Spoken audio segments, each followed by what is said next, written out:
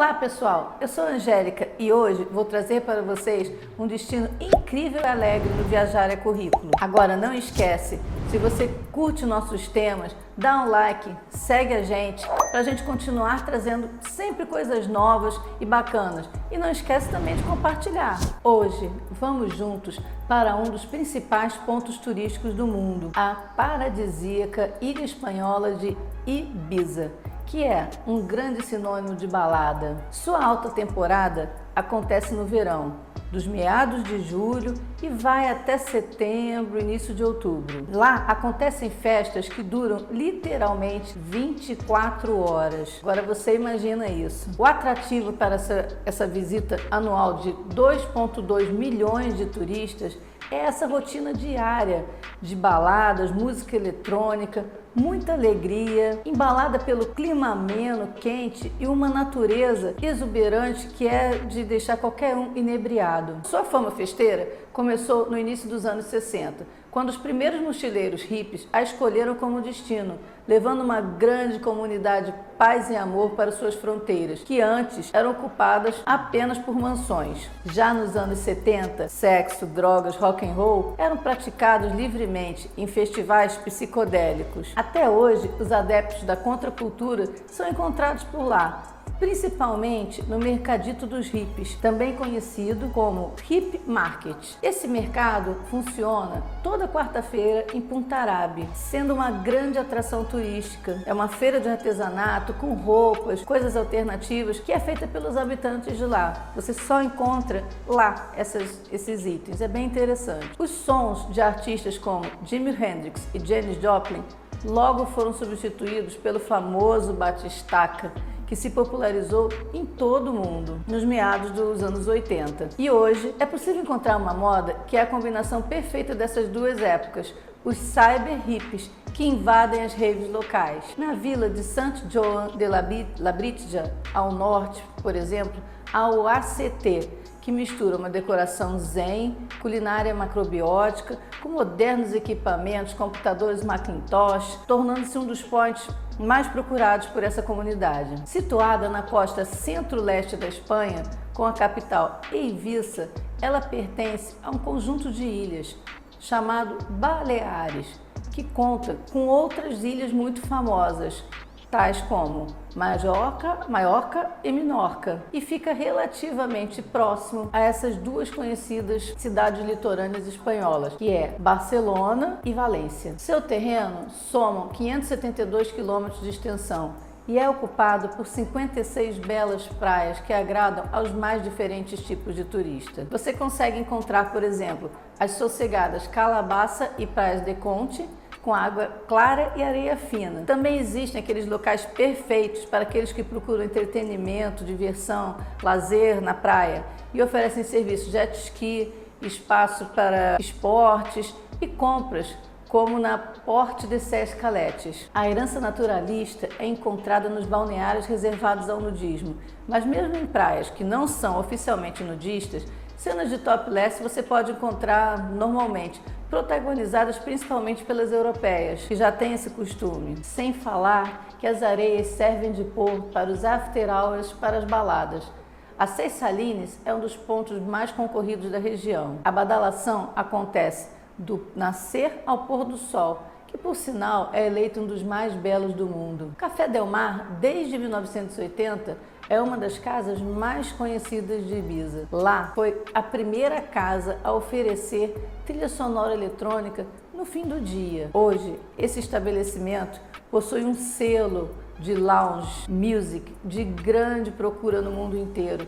O sucesso é tanto que alguns dos seus títulos já venderam milhões de exemplares. Essa tendência de picapes em plena luz do dia foi se espalhando pela região e hoje DJs conhecidos fazem sets de diversas vertentes em pleno sol escaldante, no meio da praia, como no Bora Bora. Em 1999, a ilha foi tombada como Patrimônio da Humanidade, recebendo o devido reconhecimento da sua bela arquitetura, com as suas antigas construções históricas, como a cidade de Daut Vila, que é do século XVI, e o povoado de Sacaleta, e isso tudo foi construído pelo povo fenício. Então tem um valor muito grande da arquitetura deles, né? Em 654 a.C., Ibiza era um dos mais importantes entrepostos comerciais do mar Mediterrâneo. Então, misturando gente de diversas partes do mundo, ela sempre teve esse ambiente diferente que a gente pode classificar dessa forma, né? Mais de 100 mil habitantes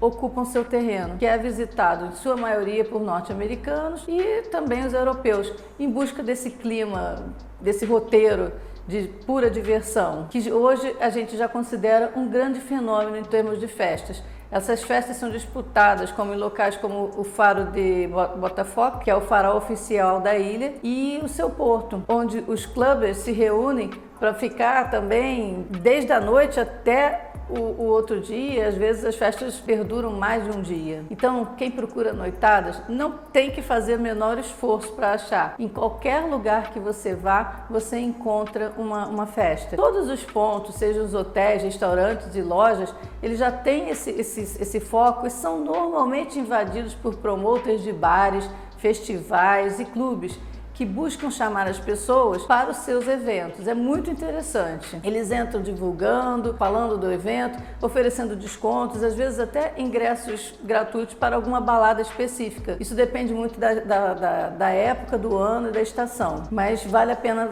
dar uma olhada. E graças a essa combinação de um relaxante ambiente natural e as mais vanguardistas e cultuadas pistas mundiais, Ibiza se tornou um paraíso alheio ao mundo inteiro. Ali é diferente de qualquer outro destino turístico, que não seja pura diversão e que não tenha esse foco de um clima mais adulto, um clima diferente. É assim que essa famosa Terra dos Sonhos acabou ganhando fama de ser uma Disneylândia de adultos, uma grande discoteca flutuante, cercada apenas pelo estonteante mar. Em Ibiza existem muitos clubes, mas assim, os principais, os mais conhecidos, os grandes, acabam sendo o Pachá. O Pachá é lendário em Ibiza.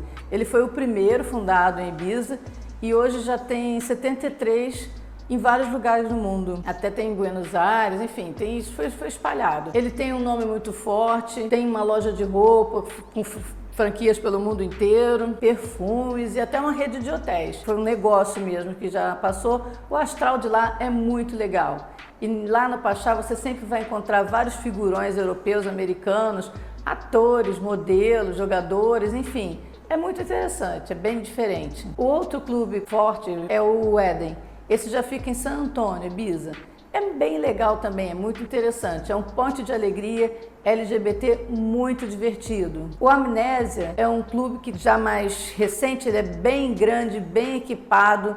Tem até um ônibus que te pega e leva gratuitamente para a festa. Então fica aquele ônibus circulando, você vê que ele é vermelho colorido, é bem legal. E temos o Privilege, que é o maior nightclub do mundo. Enfim, são vários os clubes também, cada um com enfoque diferente. Vale a pena conhecer todos para você saber qual que é o mais legal, qual que tem mais a ver com você. Até porque em cada noite eles têm uma programação diferente. E vai se ligando nos promoters pelas ruas. Muitas vezes eles dão os descontos, como eu já falei, e as entradas. Como eu fui no finalzinho de estação, eu consegui entrada gratuita para todos. Foi muito bacana. Teve um dia que eu consegui literalmente para todos naquele dia. Até essa foto que tem das pulseiras era isso. Então foi muito interessante, porque a gente entrava de um, saía no outro. É muito legal, bem divertido. Mas, como eu falei, nem só de clubes e de festa vive o turismo de Ibiza. Tem programa para o dia também, para a família, para você fazer uma lua de mel, enfim. Você pode conhecer o centro histórico, que é muito bonito, em Daut Villa. Lá você consegue passear pelo castelo, pelas igrejas, andar pelas muralhas, ver o alto de toda a cidade. É uma vista também estonteante. Nesta região tem muitos restaurantes, afinal ela é uma das partes mais turísticas da ilha e durante o dia. Então a oferta gastronômica é incrível. Aproveite. Prefiro os pratos de peixe e marisco e o aioli, uma pastinha deliciosa que eles colocam de graça na mesa antes da refeição. Só de lembrar me enche a boca d'água, é muito gostoso. É uma gastronomia típica, né?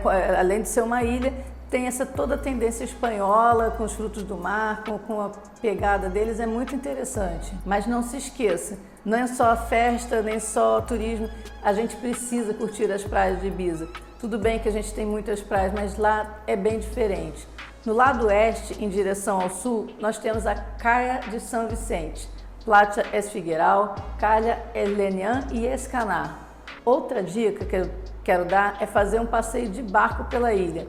Tem uns passeios de 8 horas de duração que levam você por toda a costa e fazem algumas paradas para tomar banho, dar mergulho. É muito bonito, é muito legal, bem refrescante. As águas são cristalinas. Em algumas praias você tem uma cultura marinha bem diferente do que a gente tem aqui. Então, passeios marítimos sempre são bem-vindos, ainda mais se você teve uma vida agitada de noite, passeou nas festas, aquilo é bom para dar uma relaxada, para você curtir esse lado mais zen, mais natural. Outra coisa muito legal é o aquário natural, que é o aquário Cap Blanc, mais conhecido como Sacova de Seis Lagostas. Ela tem esse apelido porque, tradicionalmente, essa caverna era um viveiro de lagostas. E com o passar do tempo, então, eles resolveram reformar e fazer um aquário marinho aberto ao público. Ali era usado como um incubatório. As lagostas eram exportadas para os mercados da Espanha, da Europa, enfim, em outras cidades. E os excedentes que os pescadores não conseguiam vender, acabavam ficando também ali conservados para poder posteriormente comercializar. E assim eles recuperavam os dias de mau tempo, quando não tinha pesca, com essa reserva, para não reduzir suas vendas. Era como se fosse um estoque vivo de peixes.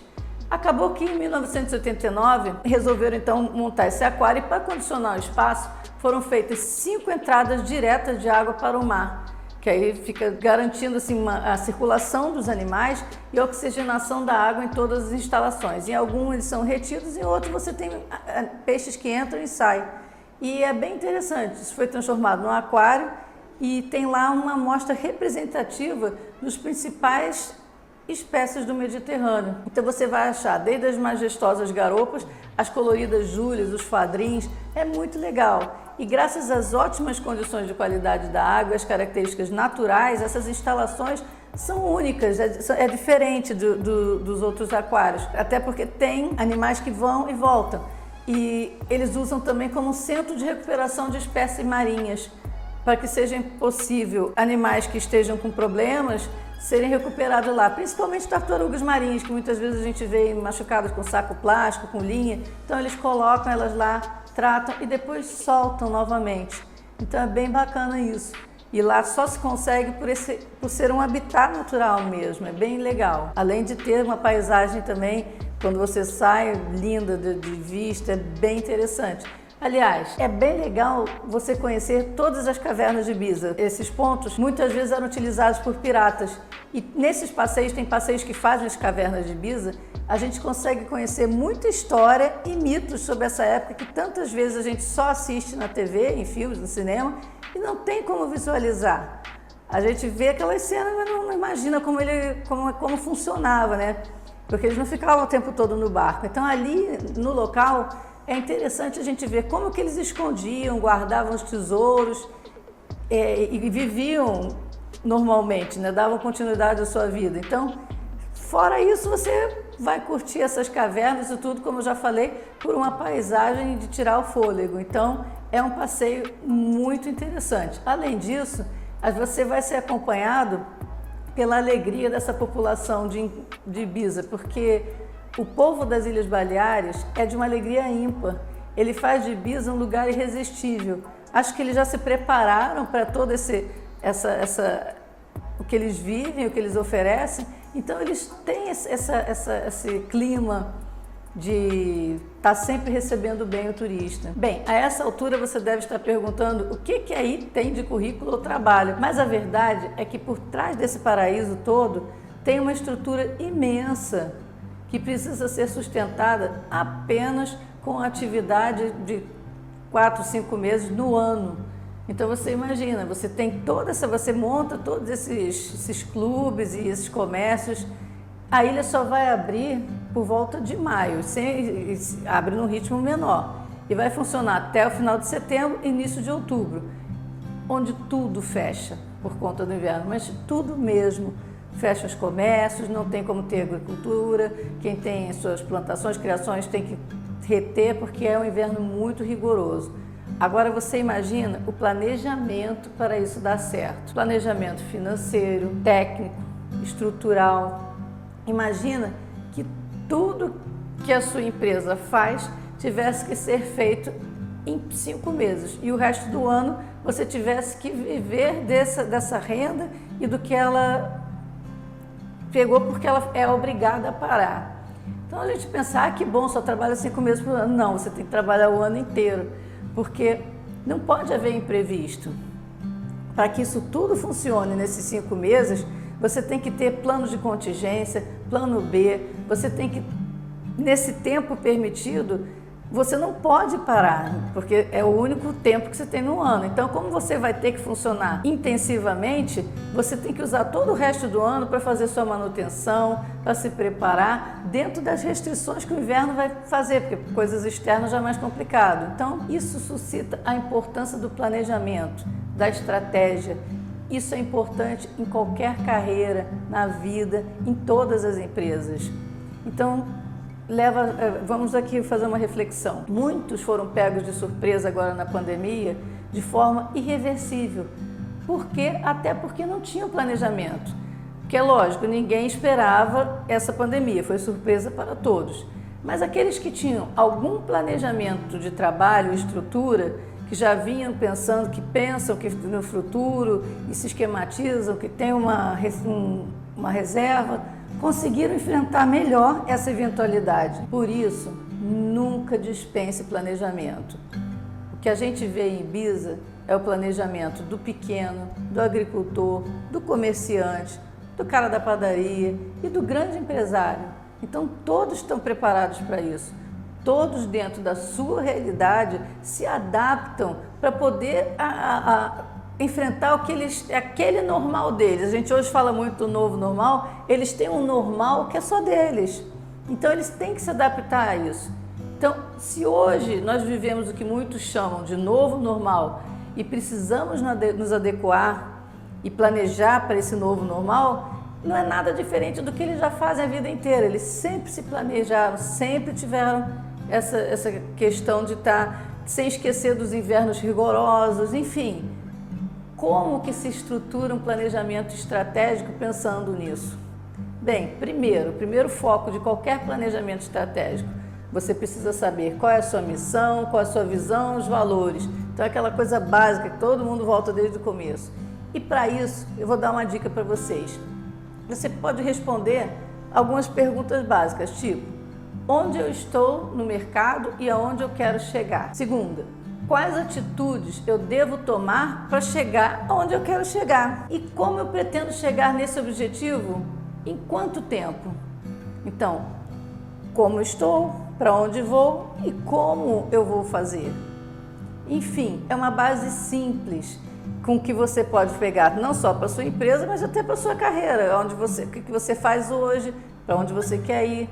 O que irá realmente contar é o conhecimento sobre o seu negócio, sobre a sua carreira, sobre a sua vida. Então, segunda coisa importante, realize uma análise SWOT. O que é isso? É a sua análise de suas forças, fraquezas, oportunidades e ameaças. Quando você tem isso bem claro, você sabe onde você é forte, onde você é fraco, essa análise, como o nome já sugere, vai mapear os pontos internos e externos da sua empresa, do que você, se for da sua carreira, e você vai saber. Com as forças e as fraquezas, você vai ter os fatores internos da sua empresa, da sua organização. Então, com eles você pode destacar quais são os pontos dele positivos relacionados à sua operação, o que você tem de diferencial em relação aos outros e quais são os pontos negativos, seja com comunicação da empresa, por exemplo, enfim, cada um vai ter seu ponto negativo, seu ponto positivo e é justamente isso que você tem que trabalhar. O importante é você ter um panorama completo da organização, da situação interna. Todo mundo tem ponto positivo, todo mundo tem ponto negativo. Isso daí não é problema. O problema é você não saber quais eles são. E as oportunidades e ameaças já são os fatores externos da organização. Esses são muito mais voláteis, como esse ano a gente com a pandemia teve uma ameaça enorme. Então, você mapeando isso, vai conseguir destacar o diferencial competitivo que a sua empresa possui e fazer disso uma oportunidade, um fator econômico, geográfico, enfim, pode ser a sua ameaça. Essa é o que você tem, como esse ano nós tivemos a pandemia, foi uma ameaça. Pode ser também ameaça, aqui nesse estado está saturado, enfim. Você tem que saber o que é para você poder, então, definir seus objetivos, que essa é a fase mais importante. Então, supondo que você já tenha ciência da situação atual do seu negócio, tanto no ambiente interno quanto no externo, vai ficar muito mais fácil compreender quais são as necessidades da sua empresa ou dos seus projetos. E aí sim, com tais necessidades em mente, ordene-as em prioridades. Defina qual dessas necessidades é que possui maior urgência de ser sanada. Esse vai ser o seu objetivo principal naquele momento, objetivo imediato. Então, definido esse objetivo principal imediato, você vai ter que determinar quais as ações que devem ser tomadas para alcançá-lo.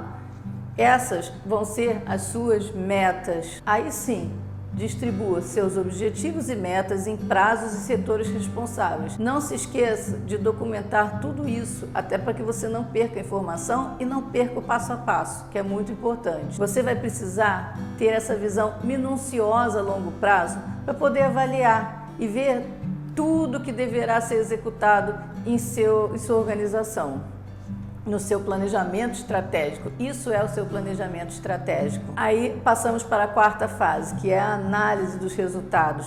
Depois que você já teve um tempo de aplicação desse seu objetivo, analise seus resultados e antecipe-se então a novos imprevistos. Defina um novo plano de ação, monitore o andamento dos processos. Veja se aquelas metas que você traçou estavam de acordo com o que podia ser cumprido ou se foi muito, enfim.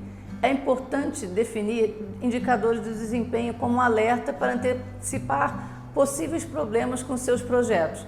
Não é legal você deixar isso tudo para o final. Então, você pode ir marcando metas para você, no meio do percurso, dar aquela corrigida, porque isso é o nosso trabalho, isso é a nossa dedicação. Então, você pode indicar o tempo de execução das tarefas, o valor que você vai investir de dinheiro, o número de funcionários que vai desempenhar aquela função.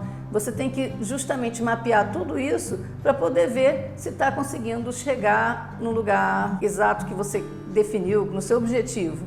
Então, o importante é você acompanhar e saber o que está dando certo e o que não está. E, por fim, analise todos os erros que possam ter surgido nessa cadeia, mesmo que eles tenham sido contidos, porque é com esses erros que você vai avaliar a melhor maneira de extingui-los completamente da sua operação para você transformar todas essas suas fraquezas em pontos positivos. Enfim, se Ibiza consegue se planejar e fazer um ano em 5 meses e daquela forma estupenda, a gente consegue fazer um planejamento a longo prazo para o futuro e até mesmo recuperar esse tempo perdido durante a quarentena de coronavírus. Isso tudo vai depender desse planejamento, gente. Essa é a hora da gente estar fazendo isso. Nunca é tarde para se recuperar. E ainda melhor se a gente não se esquecer que a vida pode sim ser uma festa e mesmo assim ser produtiva, como é em Ibiza. Já imaginou se todas as atividades fossem assim? Como eu sempre falo, tudo na vida e até nós somos passageiros. Então a gente não pode perder essa viagem. A gente não pode perder nem um minuto, nem uma lição, nem um momento, porque isto é o nosso maior investimento. Obrigada por viajar sempre comigo. Não esquece, curte a gente aqui embaixo, segue e compartilha, porque a sua companhia é que faz a gente existir. Até a próxima!